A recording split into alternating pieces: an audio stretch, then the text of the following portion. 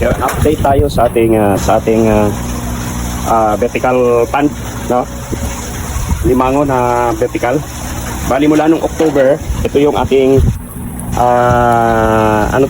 crush system natin. Mula nung October, ngayon ko lang po nilinis o nagbawas lang po tayo, siguro mga 10% siguro na tubig ang binawas ko. Tapos nilinis ko lang itong portion na to, hindi lahat. Ito hindi ko na pinakialaman. Yan, hindi ko na ginalaw ito. Itong area na to wala na. Ito lang ang aking nilinis, yung mga filter na yan. And then yung tubig na nandiyan dyan, yung ganyang kalalim na in-stock natin na tubig ay tinanggal ko, and then pinalitan pati ito, ito hindi na rin ito ginalaw itong tubig na to. So mga 3 timba o 4 siguro, okay? Yan. 4 na timba nito. Mga 4 na timba ang ating inilagay. Timba na to ang dinagdag po natin, no? At ayan, napuno na ulit. Saka dito. Pagkatapos niyan, tinisting ko ang ating ammonia. So which is verde po siya, napakataas. Ayan. Ito po yung ammonia na tinisting natin. At ayan, tingnan natin kung mga ilang ppm, no, kung nasa ilang ppm siya. So ayan yung ating ammonia. Dito tayo. Ayan. Tingnan ba? Mga 0.50 o 0.50 siguro, no? 0.50 ang ating ammonia reading natin. Tapos at the same time, nilagyan na rin natin to ng, kasi nga expected talaga natin natataas ang ammonia. At the same time, nilagyan ko na rin po. Yan, nilagyan ko na rin ng Orobiotics Aqua Nitrifying with Odor Fixing Probiotics. Ito yung nilagay ko, binabad ko na to kahapon pa. Okay, so kahapon ko pa po binabad to dahil nga nagpaplano na ako ngayon. Actually, nakaraang araw ko pa to sana ginawa. Dahil ang napansin ko, hindi na po bumababa ang ating tawag dito, itong ating ammonia. So kaya ginawa ko, linis, and then ito kahapon ko ito binabad. Kaya naman yan brown, ulitin ko, kaya po brown yan, kasi pag nagbabad po ako nito, nilalagyan ko siya ng molasses, no? Pagkain po ng good bacteria, kasi good bacteria po to, no? Probiotics Aqua Nitrifying with Odor Fixing Probiotics. So probiotics po yan. Nilalagyan ko siya ng molasses, kaya po ganyan ang kulay ng tubig natin.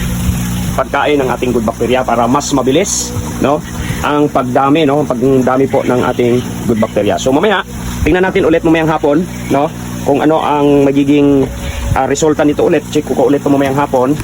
Ayan, no, check ulit mamayang hapon. Ito yon, o 0.25 lang. Kayo ba, ano bang tingin nyo, 0.25 o 0.50 ang ating 0.25, no, ang ating ammonia ngayon na 0.25 ppm up to 0.50 ppm. So which is tolerable pa po yan, kasi araw-araw ganyan na po yung nagiging reading ko, no? 0.25, minsan nawawala, tapos sunod na araw ayan na naman. So kaya lalo na pag nagpapakain ako, no, kinabukasan ng umaga, ayan na ulit, meron na ulit ammonia, no? So ayan, update tayo mamayang hapon kung anong mangyayari dito. Ayo, balikan na natin para i-test ang ating ammonia sa tubig, you know? Ang oras ngayon nung i-check ko ay 3:30. So kanina nung ginagawa ko to, nung inilagay ko yung ating probiotic, ay nasa mga alas 10 yata, no? Or mag-alas 11. So 11, 12, 1, 2, 3. Actually 4 hours pa lang, no? 4 hours kung 11. Hindi ko na orasan kanina, no, yung ating paglagay ko ng probiotics. Pero siguro mga 10 to 11 yon, ano po, dahil nga naglinis pa ako, nung nilinis ko pa to. And then pagkalinis, no, saka natin inilagay yung ating probiotics, tapos nagdagdag tayo ng tubig. Ngayon, tinisting ko na po, no, ang ating tubig, no. Ayan na po siya, no. Ano ba yan? Dilaw ba or ano? Tingnan natin yung. So, ayan, dilaw na po siya, no. Hindi katulad kanina na nasa 0.50 ppm. Ano po ang ating ammonia ngayon? Zero ammonia na po yan. Kung makikita natin, inilayo kong konti, di ba? So, dilaw na po, hindi katulad kanina. 4 hours lang po yan, no, mula sa 0.50 ppm na ammonia, no, 4 na oras lang, ayan na po agad, no, ang resulta ng ating tubig. Kaya tested at subok na po yung probiotics na yon. Kahit tumaas pong bigla yan, no po, ang kailangan lang, medyo patatagalan lang po tayo sa pagbababad po ng ating probiotics, kasi at least 24 hours po siya nakababad. Pero po yung ating probiotics na nilagay dito kanina, no, ay kahapon ko lang po ng hapon yun inilagay, so mga bandang alas 4 siguro, no? So wala siyang 24 hours, pero at least 12 hours, 12 to 24 hours. Ayan na po siya, diba? Zero ammonia na naman po yan. Okay, so itong kagandahan dito sa ginamit natin, kung gusto nating mapabilis, no, ang pagkawala ng ating ammonia. So, yun na po yung ginagamit ko. Ano po? No? Okay na ulit yan. Imagine mo, mula nung October, kasi itong mga picture na to, asan ba yung picture nito? Ayan, no? October, yan po yung mga una. 1028, no? 1028. 1028, no? Ayan, no? 1028 po. So, October, mula noon, nung niligay ko to rito, ay actually, mga by September pa, kasi halos isang buwan ko na po itong malamang mga September pa yung tubig natin, no? Mula noong, kasi may halos isang buwan na naka ano po yan, gumagana siya na wala pang laman, no? Alam na natin ay October 28. So mga September, no? Early September pa po itong tubig ko na ito. Hindi ko po yan pinapalitan, dagdag lang kasi kapag nagbawas to, no, pag bumaba ito, dagdag lang ulit ako. At hindi po, kanina hindi mabaho ang tubig, kahit yung mga filter dito, hindi po mabaho at saka hindi siya yung madulas, hindi nagdudulas. Maganda pong klase ang tubig niya. Yun lang, ito ngayon mababa ang salinity. No, kasi ang dami nung nilagay kong ano kanina tubig, 3 galon, no? Ang 3 balde ang inilagay ko po na tubig. So magdadagdag tayo ng salinity nito mamaya. Okay? Kasi sa ngayon nasa 15 ppm lang po or 15%, no? 15. Okay? Ang salinity nito. Okay, ito yung ating pang test, ano po? O, ATC na salinity tester, ano po?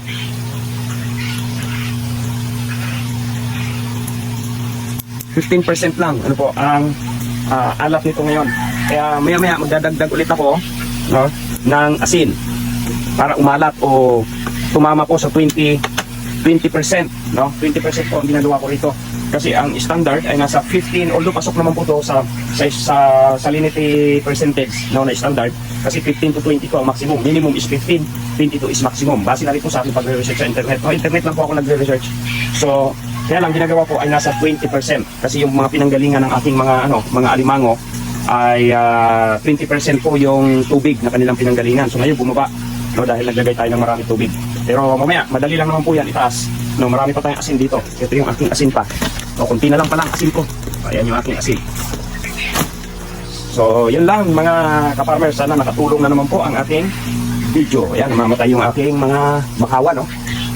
Namamatay. Ang dami nang namatay, oh. Patay na. Dinalaw ko kasi yan, no? Dinalaw ko yan nung nakaraan. Yung mga ugat na sira siguro. Itinaas ko siyang konti. Okay, so yun lang mga kaparmers. God bless po.